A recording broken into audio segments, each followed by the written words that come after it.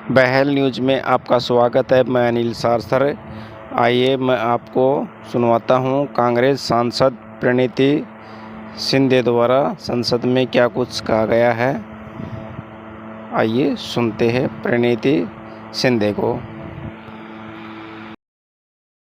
2024 के बजट पर बात करने के लिए आपने मुझे मौका दिया। मैं थोड़ा आपको इतिहास में ले जाना चाहती हूँ।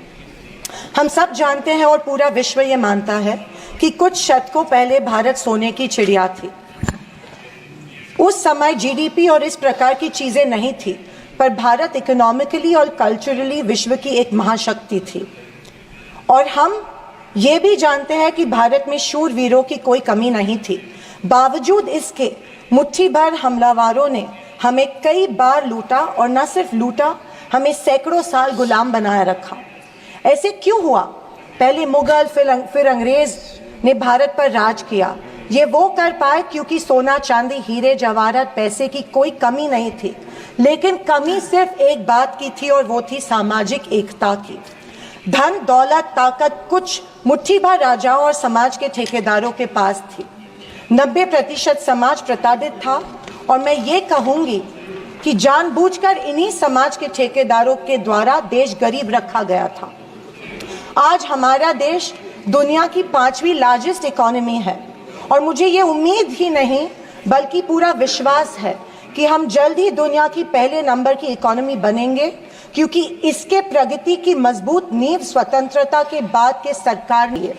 बीजेपी पिछले 1 दशक से सत्ता में है, पर इनके मुताबिक आज भी हिंदू खतरे में है। क्या ये हकीकत है, या फिर बीजेपी हिंदुओं को इस डर में रखकर अपनी राजनीति चमका रही है?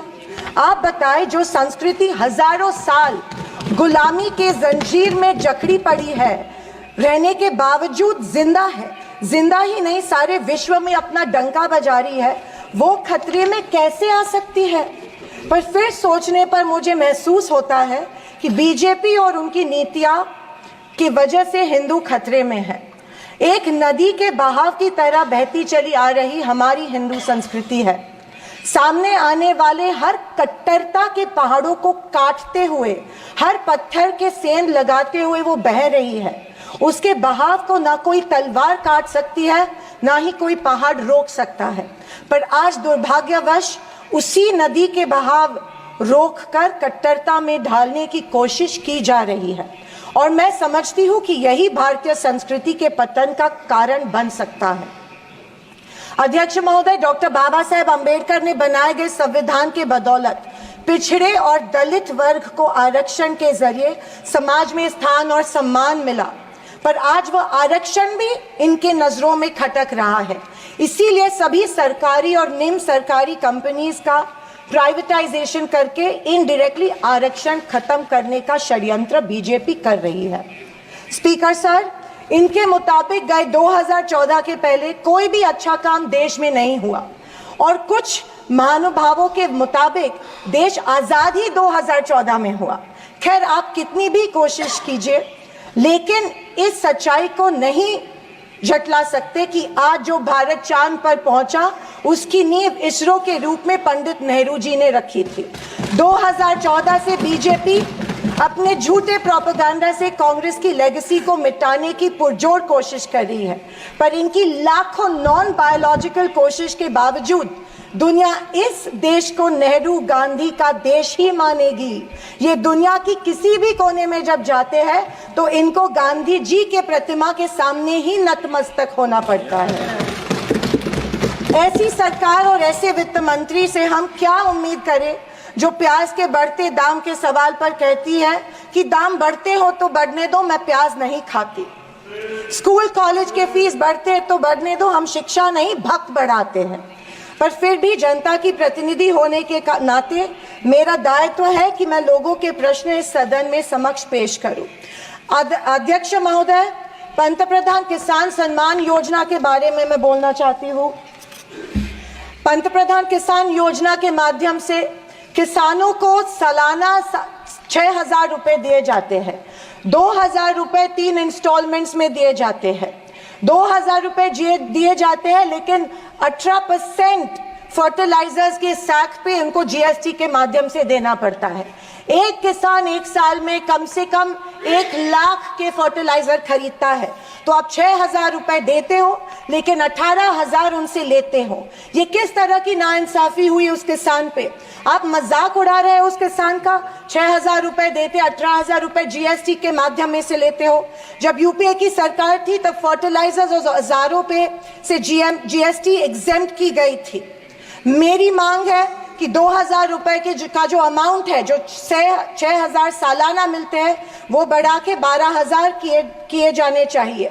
अध्यक्ष महोदय, किसान सम्मान योजना, मेरे कॉन्स्टिट्यूएंसी में करीबन 50,000 लोग इस योजना से वंचित है क्योंकि इसको अप्रूवल्स नहीं मिल रहे हैं। जब वो मंत्रालय में जाते हैं और पूछते हैं हमारी योजना को अप्रूवल को क्या हुआ, वो कहते हैं कि दिल्ली जाके पूछो, हमें नहीं पता है। तो किसान योजना, किसान सम्मान योजना का इंटेंशन क्या है? या तो किसानों को फंसाया जा रहा है किसान योजना के माध्यम में से। अध्यक्ष महोदय, फसल बीमा योजना को पीएम आवास योजना देंगे, अभी गावठान जमीन लाएंगे कहां से?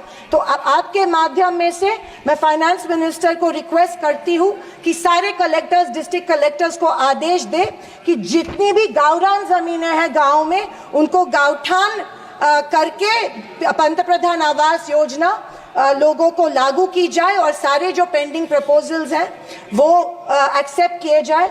और मेरी आपसे ये गुजारिश है कि 1,40,000 रुपए इस योजना के लिए मिलते हैं, ये बहुत तुटपुंजी है, इसके लिए 2,50,000 दिए जाए पंतप्रधान आवास योजना के लिए। अध्यक्ष महोदय, मुद्रा लोन 2014 में प्राइम मिनिस्टर ने बड़ी एम्बिशियसली मुद्रा लोन की घोषणा की थी। कल फाइनेंस मिनिस्टर ने इसकी जो राशि है 10 लाख से लेके 20 लाख की, लेकिन मुद्रा लोन उस पीरियड में उन्हीं लोगों को मिले जिनकी सिफारिशें बीजेपी के कार्यकर्ताओं ने की थी, जबकि सामान्य आदमी जो है, आम आदमी जो है, उसको ये लोन नहीं मिला था। सिर्फ कुछ चंद लोगों को ये लोन दिया गया था। मेरी ये मांग है कि कोरोना के टाइम पे जो लाभार्थी मुद्रा लोन का कर्ज फेड नहीं पाए, उनके लिए जैसे अपने अदानी अंबानी के लिए कर्जा माफ किया है, वैसे इन लाभार्थियों के लिए भी कर्जा माफ किया जाए, तुरंत माफ किया जाए मुद्रा लोन का जो परत फेड करने का कर्जा है। आदरणीय अध्यक्ष महोदय, माइक्रो फाइनेंस और चिट फंड्स जो दिए जाते हैं हमारे सेल्फ हेल्प ग्रुप्स को, बीड़ी कामगारों को, पावर लूम वर्कर्स को दिए जाते हैं, हमारी काफ़ी सारी महिलाओं को दिए जाते हैं, लेकिन ये माइक्रो फाइनेंस और चिट फंड्स पे के ऊपर रेगुलेटरी अथॉरिटी नहीं होती है, इसीलिए ये बेहिसाब इंटरेस्ट इन लोगों से, गरीब लोगों से लेते हैं। अध्यक्ष महोदय, मुझे इस बात का दुख हो रहा है कि कल के बजट के स्पीच में हमारी अन्न धान्य सुरक्षा योजना जो है, अन्न सुरक्षा योजना जो यूपीए सरकार ने लाई थी, उसके बारे में फाइनेंस मिनिस्टर ने कोई जिक्र नहीं किया। पिछले 10 साल से हमारे देश का जो गरीब है उसको एपीएल कार्ड धारक को अन्न धान्य योजना का लाभ नहीं मिल रहा है। 10 साल से करोड़ों लोग इस योजना से वंचित रह रहे हैं, भूखे मर रहे हैं, और जैसे शैलजा जी ने कहा था, कुपोषण का प्रमाण जो है हमारी देश में बढ़ रहा है। गरीब लोगों से जानबूझ के एक form, give up subsidy form जानबूझ के भरा जा रहा है, उनको बिना बताए कि अगर ये फॉर्म आप भरेंगे तो आपकी फूड सब्सिडी कट हो जाएंगी। ये जबरदस्ती उनसे ये फॉर्म भरवा रहे हैं ताकि उनको इस योजना, जो कि कांग्रेस की योजना थी, उसका लाभ न मिले, और इसके वजह से ढेर सारे लोग भूखे हमारे देश में मर रहे हैं। मैं फाइनेंस मिनिस्टर से ये गुजारिश करती हूँ कि एपीएल कार्ड धारक को तुरंत इस योजना का लाभ मिला जाए और सारे के सारे जितने भी लोग हैं उनको धान मिला जाए। अध्यक्ष महोदय, कल के स्पीच में आंध्र प्रदेश और बिहार के ऊपर बहुत प्यार जताया गया। मुझे उस बात से कोई कंप्लेंट नहीं है, पर महाराष्ट्र से इतनी नफरत क्यों नहीं महाराष्ट्र की तरफ उतना ही प्यार जताया गया जो बिहार और आंध्र प्रदेश के जताया गया? क्योंकि उनको पिछले लोकसभा में कम सीटें मिली, या शायद उनको अंदाजा आया कि आने वाले इलेक्शन में उनको वो चुनाव हारने वाले हैं। मैं वित्त मंत्री को बताना चाहती हूँ कि महाराष्ट्र में हिंदवी स्वराज की नींव महाराष्ट्र में रखी गई थी। कणखर देशा, राकट देशा, दगडाचा देशा, महाराष्ट्र देशा, ये हमारे प्यारे महाराष्ट्र के बारे में कहा जाता है। लेकिन अफसोस है कि महाराष्ट्र की तरफ कोई ध्यान नहीं दिया जा रहा है, सिर्फ महाराष्ट्र का इस्तेमाल किया जाता है। अध्यक्ष महोदय, रेलवेज के बारे में बोलूं तो रेलवेज में स्लीपर कोच की संख्या जो है वो कम कर रहे हैं और फर्स्ट क्लास और सेकंड क्लास की संख्या बढ़ा रहे हैं। देश का जो आम गरीब आदमी है वो स्लीपर कोच से ट्रैवल करता है, वो फर्स्ट क्लास और सेकंड क्लास से नहीं किया जाता है।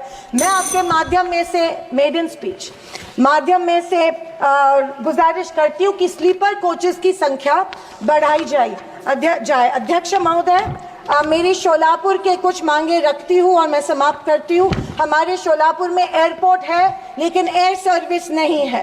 उड़ान स्कीम में आया गया है लेकिन जानबूझ के वहाँ पे जो चिमनी थी, ऑब्स्ट्रक्शन था, वो तोड़ा गया, लेकिन अभी तक वहाँ पे एयर सर्विस शुरू नहीं है। बोरामनी एयरपोर्ट है, वहाँ पे इंटरनेशनल एयरपोर्ट के लिए फंड्स एक बार दिए गए लेकिन फिर फंड्स नहीं दिए गए। मैं वित्त मंत्री से गुजारिश करती हूँ कि बोरामनी एयरपोर्ट के लिए फंड्स दिए जाए। मंगलवेढ़ा जो हमारा तालुका है, वहाँ पे जो इरिगेशन स्कीम है, वहाँ के 35 गांव जो है वो पानी से वंचित है। मैं विनती करती हूँ कि वो गांव के लिए भी आप इरिगेशन स्कीम जल्द से जल्द अप्रूव करें। अंत में मैं यही कहना चाहती हूँ कि बीजेपी विपक्ष की अवहेलना कर रही है कि हमें इतनी सीट्स मिली, जनता ने अस्वीकार किया, पर आपके 400 पार का क्या हुआ। पर मैं उनसे कहना चाहूंगी कि हम स्वीकार करते हैं कि सरकार बनाने के लिए पर्याप्त सीट्स नहीं जीत पाए। हाँ, हम हमारी बातें जनता को बेहतर तरीके से शायद नहीं समझा पाए, लेकिन ये भी कहना चाहूंगी कि हार गए तो क्या हुआ, झोला उठा के चल नहीं देंगे, यही डटे रहेंगे। एक मजबूत विपक्ष के रूप में भारत की जनता की आवाज बुलंद करते रहेंगे, सिर्फ और सिर्फ इस देश के लिए और इस देश के जनता के लिए। और आखिरी कुछ शब्द कह के मैं समाप्त करना चाहूंगी कि सत्ता की लालच में न फैलाओ समाज में ध्रुवीकरण का रोग।